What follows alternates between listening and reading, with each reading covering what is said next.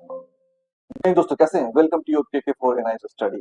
तो जो students NIS board का एग्जाम दे रहे हैं अप्रैल मई में, उन सब बच्चों के लिए एक अपडेट है जो एनआईएस ने जारी किया है।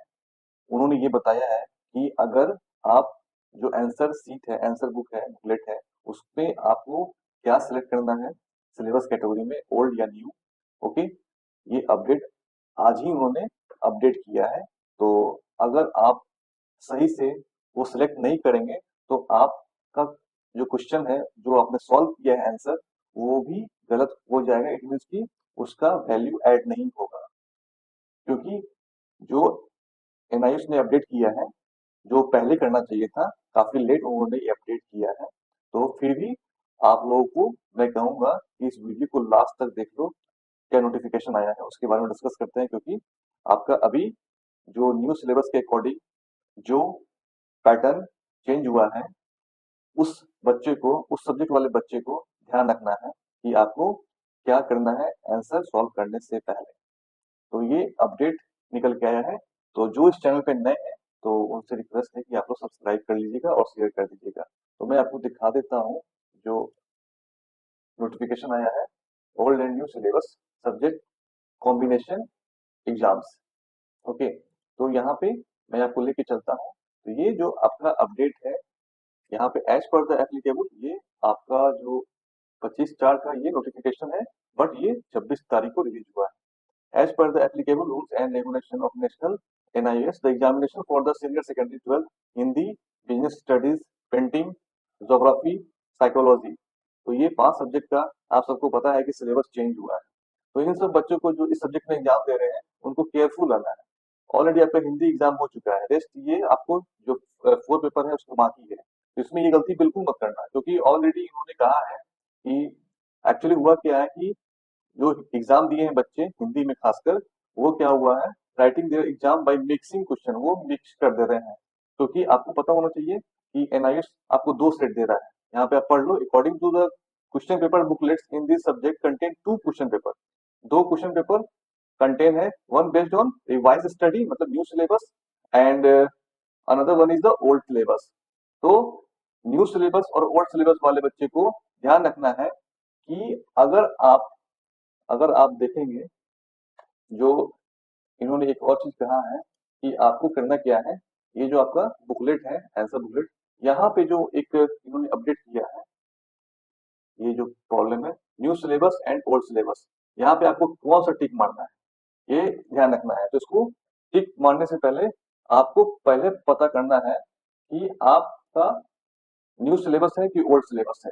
ओके, और इसमें क्या कहा गया है, अगर आप जो बच्चे 2023-24 से पहले एडमिशन लिए थे, उनका ओल्ड सिलेबस रहेगा, ओल्ड सिलेबस को ही वो फॉलो करेंगे। ओके, और जो 2023-24 में लिए हैं स्ट्रीम 1 ब्लॉक 1 में भी, ओके, उनको न्यू सिलेबस के अकॉर्डिंग क्वेश्चन पेपर मिलेगा। क्लियर? तो आपको करना क्या है, अगर आप दोनों को मिक्सअप कर देते हैं, दोनों को, कुछ इसमें से आपने सॉल्व कर दिया, कुछ इसमें से आप सॉल्व कर दिया, और आपने सिलेक्ट कर लिया कि मेरा न्यू सिलेबस के अकॉर्डिंग है या फिर ओल्ड सिलेबस के अकॉर्डिंग है, तो आपका नंबर कट जाएगा। यहाँ पे लिखा हुआ साफ साफ, the question of the other syllabus attempt by the learner will not be evaluated. Okay, clear? अगर आप, मैं फिर से एक बार एक्सप्लेन कर देता हूँ, ये अपडेट है इनका, तो आप लोगों को ये देख लो कि करना क्या है, कि आपको सबसे पहले ध्यान रखना है क्या, कि जो बुकलेट मिलेगा उसमें आप देख लो कि 2023-24 के बाद आपने एडमिशन अगर 16 मार्च 2023 से लिया है या उसके बाद लिया है, तो आपको न्यू सिलेबस सिलेक्ट करना है, पहला चीज। और वो जो सेट है उसी का सॉल्व कीजिएगा पूरा का पूरा, ओल्ड वाले में नहीं जाना है।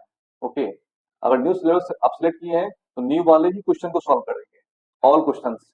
ओके, और जो बच्चे ओल्ड वाले को सिलेक्ट किए हैं, मतलब ओल्ड वाले वो करेंगे जो 2023-24 से पहले, सेशन से पहले एडमिशन लिए थे, यानी 16 मार्च से पहले जो भी बच्चे एडमिशन लिए थे, उनका जो फेल कर गए थे या फिर इम्प्रूवमेंट के लिए एग्जाम दिए थे, उन सब बच्चों के लिए जो पुराने सिलेबस के अकॉर्डिंग पढ़ाई कर रहे थे, उनको ओल्ड सिलेबस सिलेक्ट करना है, ओल्ड सिलेबस। तो ओल्ड सिलेबस अगर आप सिलेक्ट करते हैं, तो आपको ओल्ड सिलेबस का जो सेट है उसी को सॉल्व करना है पूरा का पूरा क्वेश्चन। ऐसा नहीं है कि ओल्ड सिलेबस से मुझे जो आता है वो सॉल्व कर लिए, जो न्यू सिलेबस से आता है उसको सॉल्व कर लिए। तो आपको नंबर, आपने अगर आप सिलेक्ट किए हैं ओल्ड सिलेबस और न्यू सिलेबस में अटेम्प्ट किए हैं तो न्यू सिलेबस वाला का जो अगर सही भी है तो भी नंबर ऐड नहीं होगा, ध्यान रखिएगा। ओके, तो आप जो सिलेक्ट कर रहे हैं उसी को अटेम्प्ट करना है, सिंपल सी बात है। ओके, और किनको करना है न्यू सिलेबस और किनको नहीं करना है वो मैं आपको एक्सप्लेन कर दिया। तो ये अपडेट था और आप लोगों को पता होना चाहिए कि आपका एग्जाम अभी business studies, painting, geography and psychology का आने वाला है।